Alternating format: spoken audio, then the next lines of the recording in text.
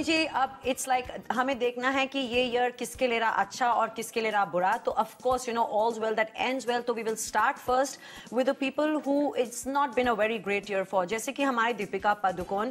तो दीपिका का ग्राफ काफी स्ट्रेंज रहा है। उनकी 3 रिलीजेस आई हैं, लफंगे परिंदे, हाउसफुल, ब्रेक के बाद, बट समहाउ उनकी मूवीज कहीं काम नहीं कर पाई हैं। बट अदरवाइज अगर उनको देख रहे हैं तो it's been a very good year for her, in the sense कि उन्होंने जहां पे भी रणवीर पर ताना मारा, कहीं कोई कंट्रोवर्सी हुई, कुछ भी हुआ, वहां पर she has just totally walked out with flying colours and you know she has been the most popular and talked about actress of the year if you ask me. And वहीं उन्होंने catch किया and seduce किया you know India का probably one of the most eligible bachelor Siddharth Mallya. तो काफी mix रहा है उनका साल। Personally it's been very good for her.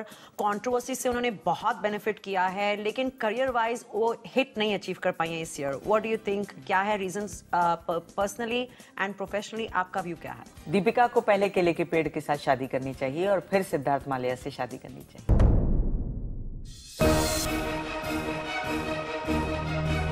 Deepika Padukone. Just when everyone was feeling bad for Deepika after Ranbir Kapoor dumped her, she struck gold. B-Town की हार्टब्रोकन बेचारी ने सिद्धार्थ माल्या के साथ बाजी मारी। कहाँ वो संभाल रही थी अपने टूटे हुए दिल के टुकड़े, और कहाँ उन्हें मिल गया India's most eligible bachelor Siddharth Mallya as her prince charming. वहीं उनकी फिल्म तो सब हुई फ्लॉप इन 2010, बट दीपिका के मुंह से निकला हुआ एक लफ्ज, नेगेटिव या positive, had an amazing effect.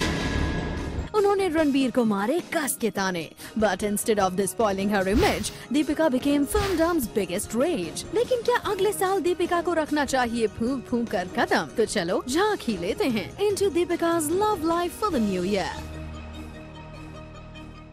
Actually देखो तो उसकी 60 चल रही है और वही रीजन है बहुत बड़ा जो उसके करियर का ग्राफ जो है थोड़ा सा लो की तरफ चल रहा है। और अगर हम उसकी रिलेशनशिप्स के बारे में अगर बात करें तो she is a manglik girl.